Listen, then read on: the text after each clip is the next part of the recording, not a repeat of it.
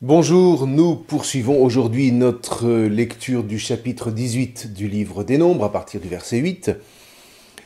Il va être question jusqu'au verset 32 du revenu des prêtres et des Lévi'im. Alors, on va dire les choses rapidement. On trouve chez le prophète Ézéchiel ce même souci d'un revenu des prêtres qui s'inspire de ce qui existe partout ailleurs dans les cultes mésopotamiens. Donc, à nouveau, le lien avec la culture babylonienne au cours de l'exil pèse ici de tout son poids. Ceci dit, un revenu devait de toute manière être pris en compte dès la fondation du temple avec Salomon, à savoir une part des sacrifices, tout ce qui est explicitement et entièrement voué au temple, le meilleur des prémices et des redevances, le meilleur du froment offert au sanctuaire, etc., etc., etc. On trouve ça en Ézéchiel, c'est au chapitre 44, versets 29 et 30, que les dispositions du chapitre 18 du livre des Nombres vont juste plus détailler. Alors, rapidement là aussi, concernant les prêtres tout d'abord, ceux-ci se nourrissent des sacrifices et des oblations qu'apporte le peuple. Les chapitres 6 et 7 du Lévitique ont déjà précisé la part qui, dans chaque cas, revient aux prêtres, et on retrouve en gros la même chose ici, à quelques variantes près. L'entretien des Lévi'im, d'autre part, est assuré par la dîme, Maaser, qui est prélevée en Israël sur le blé et sur le vin nouveau. Une dîme de cette dîme est retenue comme un prélèvement pour Hachem et versée aux prêtres.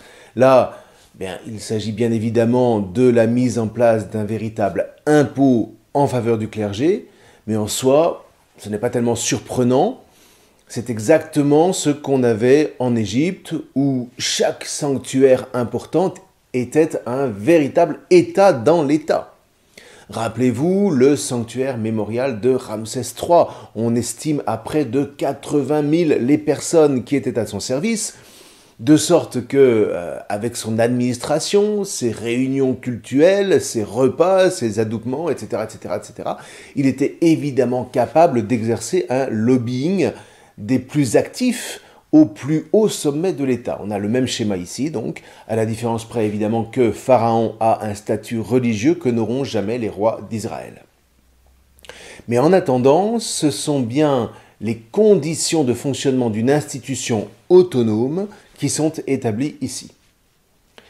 Alors maintenant, quelle application réelle tout ça pourra-t-il avoir dans l'histoire ? Eh bien, ça restera à développer en son temps. N'oublions pas que ces versets instituent au temps de Moïse une discipline qui s'inspire, pour une part sans doute, de pratiques datant de l'époque royale, mais surtout d'une vision plus tardive, portée par des prophètes comme Ézéchiel ou Isaïe, en vue d'une restauration de la souveraineté d'Israël, une restauration qui passe bien évidemment par la reconstruction du temple de Jérusalem et de son administration.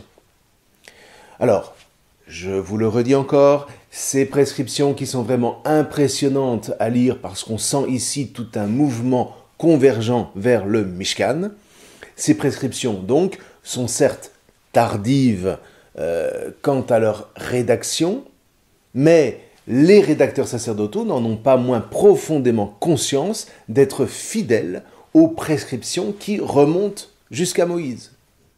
Ce qui explique pourquoi tout ça est positionné dans ce temps mythique du désert, du Midbar.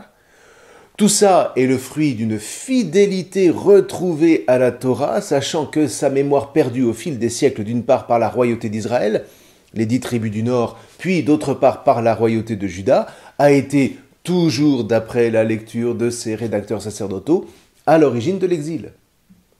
Donc, il s'agit ici de reconstruire un modèle de société qui ne retombe pas dans le piège de l'oubli, en s'enracinant pour cela dans une Torah qui, même si elle n'a certainement pas pu être rédigée en l'état par Moïse, se veut néanmoins absolument fidèle à son esprit. Et c'est ça qui compte.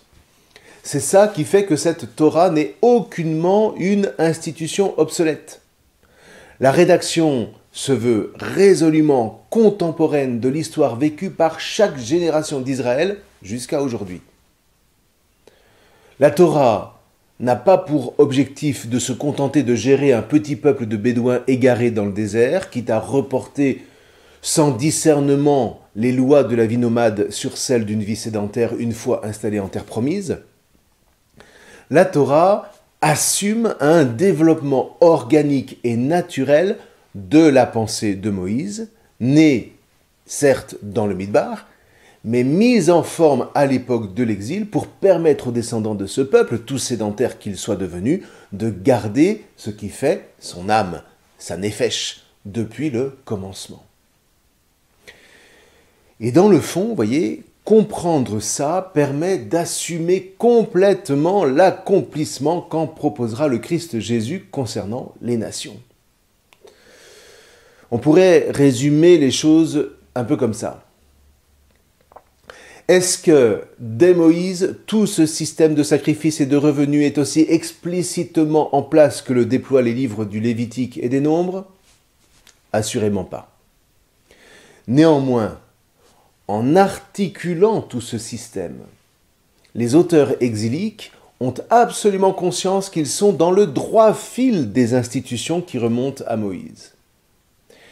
Eh bien, vous voyez, le Christ Jésus s'inscrit dans la même dynamique. En articulant toute cette Torah autour du commandement « Aimez-vous les uns les autres comme je vous ai aimé », c'est en Saint Jean au chapitre 13, il a conscience qu'il est dans le droit fil des institutions qui remontent à Moïse, dont il accomplit la mission, à savoir révéler le nom de Hachem, le nom du Dieu sauveur, à toutes les nations.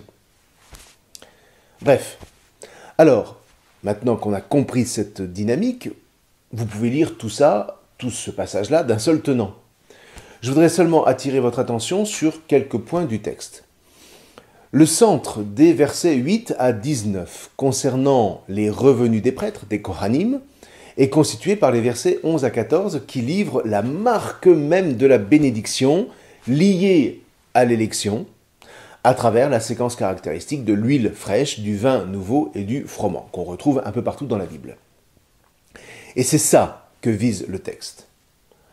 Un lecteur contemporain aurait vite fait de considérer ces mesures comme validant des privilèges indéfendables d'une caste supérieure sur le dos des autres, mais c'est juste une lecture anachronique.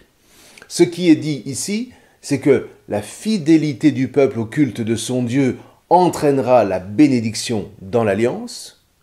Du coup, cette dîme n'est en rien un prélèvement de servage, mais la juste rétribution des prêtres, serviteurs de Hachem, au milieu d'un peuple qui bénéficie grassement des bénédictions de la terre en raison précisément de sa fidélité. Maïmonide a d'ailleurs ici des formules extrêmement fortes pour aiguiser cette fidélité. L'homme doit offrir ce qu'il a de meilleur et de plus choisi dans le domaine de ce qu'il offre. S'il offre une maison de prière dédiée à Hachem, celle-ci doit être plus jolie que sa propre demeure. S'il nourrit un pauvre, il lui faudra prélever sur sa table ce qu'il a de plus suave et appétissant. S'il donne des vêtements à un homme qui en manque, qu'il l'habille de ce qu'il trouvera de plus beau. Si enfin il consacre quelque chose au sanctuaire, qu'il le choisisse parmi ses biens ayant le plus de valeur, car la Torah dit, et là Maïmonide s'inspire du livre des Nombres, tout le meilleur de l'huile, tout le meilleur du vin et du froment.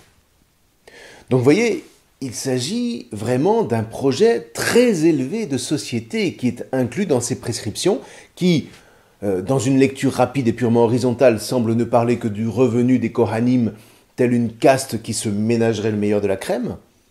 Mais en réalité, il n'en est rien, dès lors qu'on entre dans la dynamique de l'espérance qui est au cœur de l'alliance. Quant aux revenus des Lévites, des versets 20 à 32, c'est vrai qu'ils perçoivent la dîme des fils d'Israël, mais attention, parce que le centre de cette unité, c'est-à-dire la fin du verset 24, dit bien qu'ils n'ont aucun héritage sur la terre de Canaan. S'il s'agissait de percevoir l'impôt pour ensuite pouvoir s'acheter des domaines, des propriétés, et puis mener la vie de château à l'instar des hauts fonctionnaires de tout poil, On pourrait effectivement s'interroger à bon droit. Mais ici, les Lévi'im ne peuvent rien acheter avec cette dîme, dont ils reversent d'ailleurs encore 1/10 aux Kohanim. Donc, toute cette dîme est en fait dévolue au service du sanctuaire. Ceci dit, le verset 20 a une formulation intéressante. Hachem se désigne comme l'héritage de Aharon et de sa descendance, tandis que l'héritage des Lévi'im, ce sont les dîmes d'Israël. En fait, ça signifie somme toute une chose assez simple. Dire que Hachem est l'héritage des Kohanim, qui, rappelons-le, normalement n'ont pas de territoire à eux en Canaan, puisqu'ils sont tous eux-mêmes Lévi'im. Eh bien, ça veut dire que l'héritage, ou le salaire des prêtres, sera comme une rétroversion des dons qui ont été faits à Hachem. Donc, ça passe par Hachem, ça passe par le haut, si vous voulez, avant d'être donné aux prêtres comme nourriture ou comme chose sainte. Rappelons-nous ici toutes les prescriptions du livre du Lévitique. Alors que le salaire des Lévi'im sera, lui, directement le fruit de la dîme d'Israël, par le bas, pour ainsi dire.